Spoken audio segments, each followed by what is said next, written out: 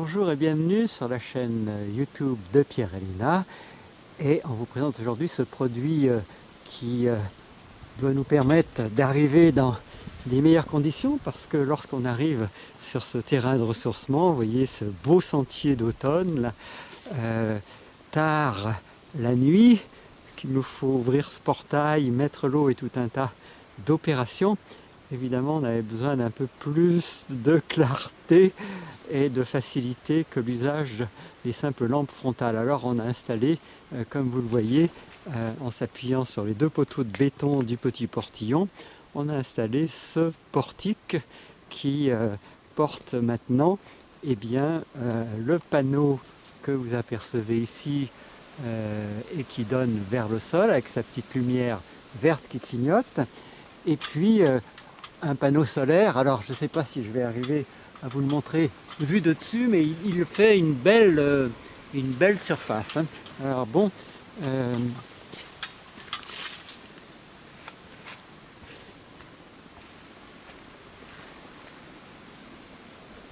donc voilà cette vue du portique. La documentation, c'est un petit fascicule comme ça. Autant elle est plutôt assez précise pour vous expliquer le mode de fixation du panneau solaire, de la télécommande déportée que je vais vous montrer très bientôt, qui est ici, que du projecteur lui-même. Autant en ce qui concerne certains réglages, tout n'est pas immédiat. Alors la télécommande se présente comme ceci.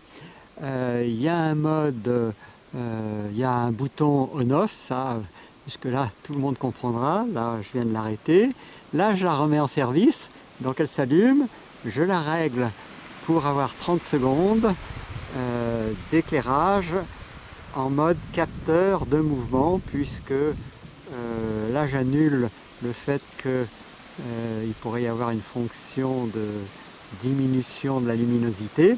Et puis tout le reste au-dessous, je ne vais pas m'en servir parce que c'est des modes d'éclairage constant pendant une certaine durée. Donc là, il est censé s'éteindre au bout de 3 minutes. Et puis là, j'ai ce deuxième capteur de mouvement que j'ai allumé. Donc vous voyez, là, le voyant est au vert. Et on ne sait pas exactement comment ça peut fonctionner par la suite, parce qu'il va falloir attendre la nuit. Alors il s'est éteint au bout des 30 secondes comme prévu, et maintenant la difficulté qu'on a, c'est que ce capteur là, mais qui clignote de temps en temps, lorsque la nuit est venue, bien qu'on le laisse dans une distance tout à fait proche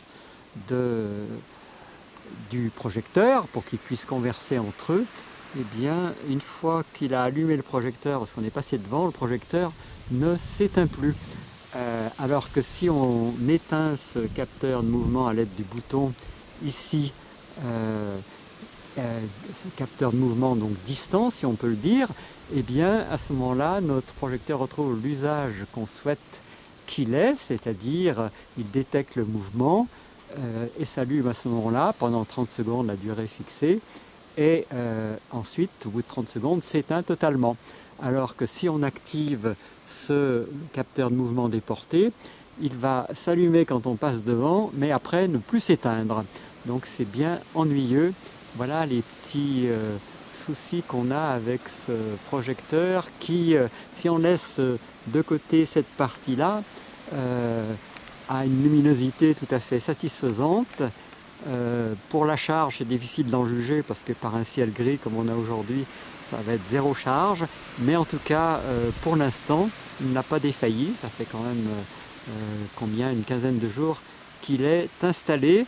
Alors il ne fonctionne pas très longtemps chaque jour, mais enfin, pour l'instant, on est satisfait de sa prestation. Reste à savoir comment marche ce fameux dispositif, parce que il a aussi, comme vous le voyez, son petit panneau solaire pour l'alimenter. Et comment savoir s'il est correctement chargé ou pas? Cet ensemble manque cruellement de points de repère pour connaître un peu l'état de l'électronique, et puis manque cruellement de précision quant à savoir comment appairer, s'il doit l'être en tout cas, ce capteur déporté avec le projecteur. Est-ce qu'il doit l'être de jour ou de nuit? Vous voyez, c'est assez compliqué de comprendre comment tout ça marche. Voilà, pour l'instant, vous voyez, ce capteur déporté, il a son voyant vert allumé et on est à moins de 3 mètres du projecteur principal.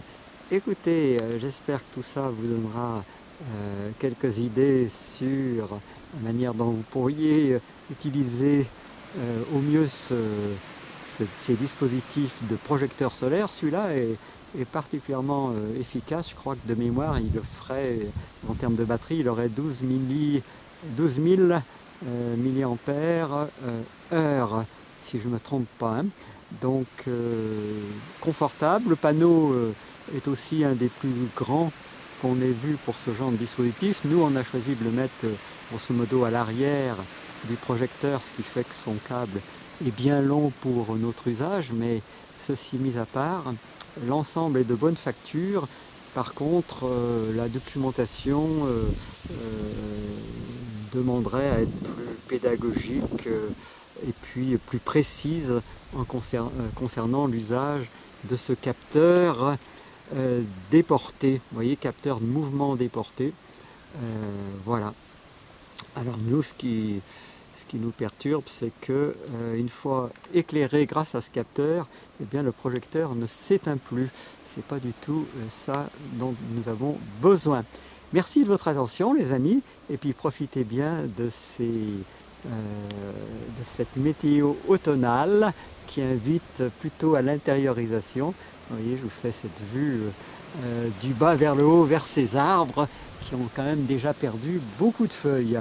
Voilà, et bien écoutez, on se retrouve une prochaine fois pour les différents sujets qui nous animent à différents moments. À tout bientôt les amis.